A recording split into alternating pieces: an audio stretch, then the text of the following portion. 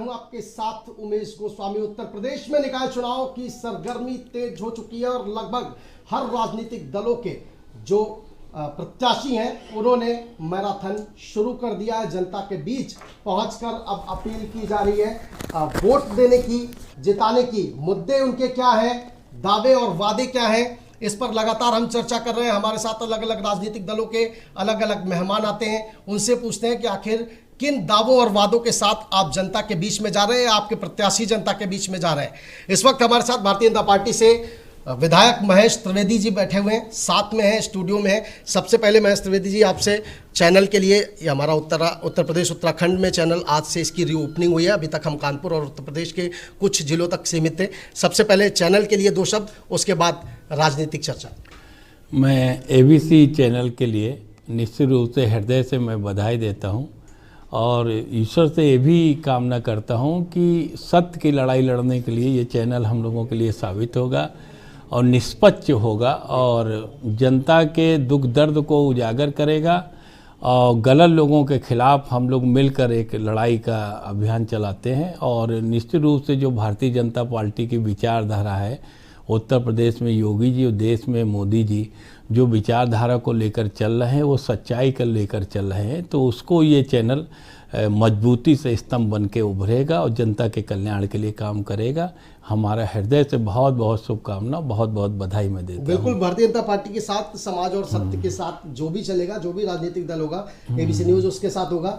सत्य जो हमारी टैगलाइन है, सत्य निडर निष्पक्ष, सत्य हम दिखाते हैं, निडर हमारी टीम है, किसी से डरती नहीं है और निष्पक्ष खबरें लगातार प्रसारित करते हैं। राजनीतिक चर्चा पर वापस आते हैं। महेश त्रिवेदी जी, निकाय चुनाव की सरगर्मियां हैं उत्तर प्रदेश में और एक तरीके से माना जाए तो सेमीफाइनल माना जा रहा है, ठीक 2024 से पहले। क्या लग रहा है आपको कि वर्तमान समय में भारतीय जनता पार्टी मजबूत है और कितनी टक्कर में है? कौन सा दल भारतीय जनता पार्टी को टक्कर देता नजर आ रहा है? देखिए, ऐसा है, देश को स्वतंत्र हुए इतना साल होने को आ रहा है, सब भ्रष्टाचार में लोग डूबे हुए थे। पहली बार मोदी जी के नेतृत्व में एक ऐसा विचार उभर के आया है भारतीय जनता पार्टी का जो जन जन के कल्याण के लिए लगा है, सबके साथ के लिए, सबके विश्वास के लिए और सबके कल्याण के लिए काम कर रहा है।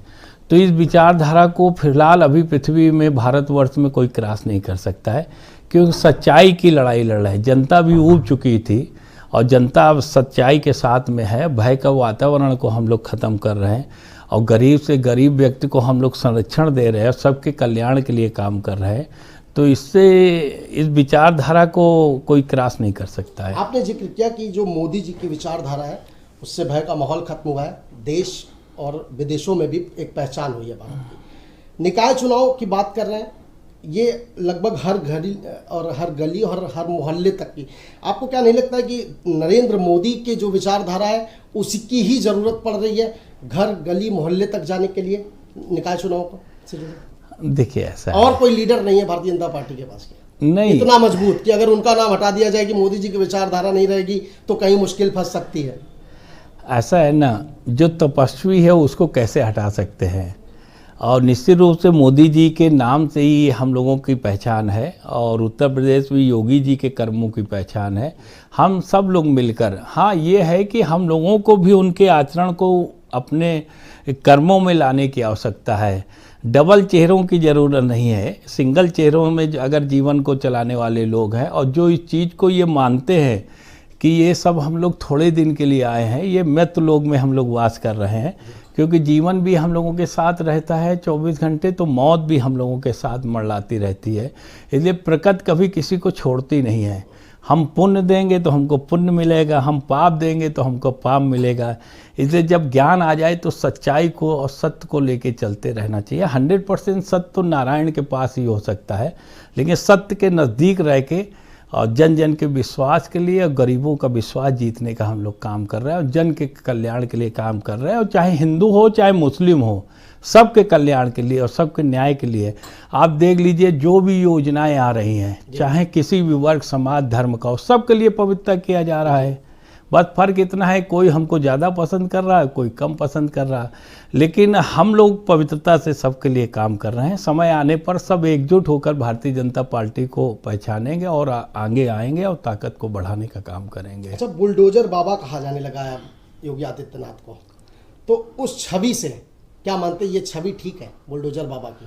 देखिए, बुलडोजर बाबा कहना एक अलग विषय है, लेकिन अगर पृथ्वी से पाप को कम किया जाए तो ये तो तपस्वी लोग ही कर सकते हैं, और जो सत्ता के लालच में रहने वाले लोग हैं वो इस कार्य को नहीं कर सकते। तो पहली बार हो रहा है तो लोगों को लगता है, और वैसे तो धर्म का पताका फहराया जा रहा है तो उसको किसी भी रूप में कोई भी नाम ले सकता है, लेकिन सच्चाई सच्चाई है। भयमुक्त समाज का निर्माण होना चाहिए, और पृथ्वी में अगर मानव को भय बढ़ाएगा तो पृथ्वी का संचालन व्यवस्थित हो नहीं सकता है। ये तो भय तो बढ़ाने का काम किया ही जा रहा है। कई बार जो विपक्ष है या आम जनता भी कई बार, क्योंकि उस बुलडोजर के प्रकोप में फंस चुकी है। हम घाटमपुर का अगर जिक्र कर लें, कानपुर देहात का जिक्र कर लें, तो ये भय का माहौल एक तरीके से विपक्ष कह रहा है कि भय का माहौल स्थापित किया जा रहा है। ऐसा है ना, विपक्ष के पास कोई मुद्दा तो रहता नहीं है और कोई पाप गिना नहीं सकते हैं।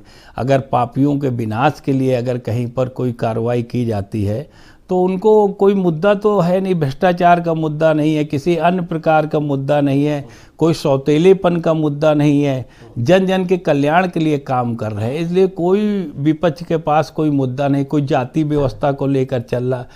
आप देख लीजिए, पूरे पृथ्वी में ऐसा कौन सा रिश्ता है जो दागी ना हो। पुत्र पिता को मार रहा है माया के चक्कर में, लालच के, और पुत्र एक दूसरे को मारने में सब लगे हुए हैं, सब एक दूसरे का शोषण करने में लगे हैं, सब एक दूसरे को मतलब माया के इतने जाल में फंस चुका है इंसान कि अपने पराई की भावनाओं को सब छोड़ रहा है, और सब कलयुग सबके हृदय में दिमाग में घुसता जा रहा है। इसलिए कलयुग में अगर सतयुग का कार्य किया जा रहा है तो इसका सबको वेलकम करना चाहिए, और जनता वेलकम कर रही है और फिर वेलकम करेगी। आप देखते जाइए, कलयुग में सतयुग का काम इस तरह से किया जा रहा है कि पुलिस की अभिरक्षा में 2 माफिया डॉन की हत्या कर दी जाती है। तो कलयुग में ये सतयुग का काम मानते हैं। ऐसा है ना, कानून से बड़ा कुछ नहीं हो सकता है, और चाहे कोई भी हो उसकी भी जांच चल रही है, और कहीं ना कहीं जब पाप लेकिन फेल्योर है कि नहीं है? अच्छा बताइए, क्योंकि मैंने जितने भी बीजेपी के दिग्गजों से सवाल किया है वो कहीं ना कहीं टाल जाते हैं। आप निष्पक्ष बोलने वाले हैं, आप बेबाक बोलने वाले हैं, इसलिए आपसे जानेंगे कि कहीं ना कहीं फेल्योर है या नहीं। ऐसा है ना, फेल्योर भी नहीं कहा जा सकता है। अब आप देख लीजिएगा, इंदिरा जी थी, देश की प्रधानमंत्री थी, और उस सुरक्षा में लगे हुए लोगों ने उनको टारगेट बना लिया। तो जब हम पाप पे पाप करेंगे, पाप पे पाप करेंगे, तो ईश्वर तय कर देता है कि कहाँ क्या होना है। तो सबके साथ होना है, यही होना है। ठीक है, निकाय चुनाव पे वापस आ जाते हैं। कहाँ देख रहे हैं भारतीय जनता पार्टी को आज उत्तर प्रदेश में? हमको तो हम प्रथम स्थान पर रहेंगे, क्योंकि जन जन के कल्याण के लिए काम हो रहा है और जनता जागी हुई है और गुमराह में नहीं आना है। हम लोग प्रथम स्थान में ही रहेंगे। समाजवादी पार्टी के एक प्रत्याशी को नामांकन के बाद आपने शामिल कर लिया। वैसे आप लोग कहते हैं कि नहीं, पूरे विपक्ष को आप कहते हैं कि वो भ्रष्टाचार में लिप्त है, पूरा विपक्ष पूरा है, लेकिन वो बीजेपी में आने के बाद तुरंत कैसे साफ स्वच्छ हो जाता है? ऐसा कौन सा वॉशिंग पाउडर है? ऐसा है, जैसे हमने अभी 2 दिन पहले ही आपने दिग्गजों को डिप्टी सीएम ने भारतीय जनता पार्टी में लिया, सपा और कांग्रेस के। हम ये आपकी बात मानते हैं, अगर परिवार को बढ़ाना है और कोई साफ सुथरी छप वाला कोई व्यक्ति है, और वैसे भी भारतीय जनता पार्टी में जो आएगा वो रूल को फॉलो करेगा, सिद्धांतों को फॉलो करेगा, अनुशासन में जीवन को चलाने का काम करेगा। बहुत ऐसे लोग हैं जो हमारे यहाँ भी पार्षद 1-2 ऐसे आ गए हैं जो हमारे पहले चुनाव में नहीं थे, बाद में आ गए, और जो दूसरे के साथ थे बहुत उन्होंने पाप किया। इस बार उनको टिकट मिला तो हमने कहा कि देखिए, जो वहाँ किया वो यहाँ नहीं करने को होगा, आपको पवित्रता से जनता को देखना होगा। तो हमारे घर में आएगा तो हमारे सिद्धांतों को फॉलो करेगा। जनता तक कैसे पहुंचाएंगे? क्योंकि कई बार छवि खराब होने लगती है। स्वामी प्रसाद मौर्य का उदाहरण ले लीजिए, बड़े बेबाक अंदाज में आपने शामिल किया, उसके बाद आज क्या स्थिति है? कहीं ना कहीं बैकफुट पर आना पड़ता है, छवि उससे थोड़ी सी जनता के बीच। कैसे समझा पाइए? जिनका आप नाम ले रहे हैं, अगर इनको सब कई नाम है, मैंने एक उदाहरण दिया है कि जितने भी नाम आप पृथ्वी में ले लें, अगर आप इनके त्याग और वैराग को देखेंगे तो कहीं नहीं मिलेगा। अगर आय से अधिक संपत्ति की जांच करा ली जाए तो इनका सबका बोलना बंद हो जाएगा और सब ये जेल अच्छा, के ठीक है, कटघरे बस में बिल्कुल जाएंगे। ठीक। अच्छा, तो ये पहले ये नहीं सोचा गया उनको शामिल करने से पहले कि आय से अधिक संपत्ति, या फिर हटने के बाद, बीजेपी से हटने के बाद उन्होंने अर्जित कर ली? ये सब हम समाज के लोगों को देखना चाहिए ना, कि हम चाहे जितने बड़े पापी हों, लेकिन जाति समीकरण में हमको कहा जा रहा है कि नहीं ठीक है, अब आपको आगे लाना है, और हम पाप भी करने वाले हैं, तो कोई कितना करेगा, एक दो बार यानी करेगा। ये कह सकते हैं कि बिना साठगांठ की राजनीति नहीं चलती, तो भारतीय जनता पार्टी भी उसी राह पे कहीं ना कहीं। ऐसा है ना, अगर समाज को खड़ा करना है तो हर वर्ग को खड़ा करना होता है, चाहे उसमें भ्रष्टाचार में लिप्त हो या फिर अपराधी हो, तो भी। भ्रष्टाचार में भी लिप्त होने वाला भी आया होगा, लेकिन यहाँ पर जब भ्रष्टाचार करने को नहीं मिला तभी तो वो भागा है, तो इस पे भी तो विचार होगा, वो भी तो विचार होना चाहिए। ठीक है, कानपुर में आ जाते हैं वापस निकाय चुनाव पर। कानपुर में निकाय चुनाव के नामांकन से ठीक एक दिन पहले, मतलब ऐसा अनाउंसमेंट हुआ प्रत्याशी को लेकर कि न सिर्फ भारतीय जनता पार्टी बल्कि विरोधी खेमे में भी खलबली मच गई, क्योंकि नाम कोई और चल रहा था। अब उसके बाद कुछ समीकरण भी बदले। क्या वर्तमान में देख रहे हैं कानपुर में निकाय चुनाव को लेकर के, वो महापौर प्रत्याशी हो या फिर 110 वार्ड? देखिए ऐसा है, ये तो पार्टी तय करती है जी।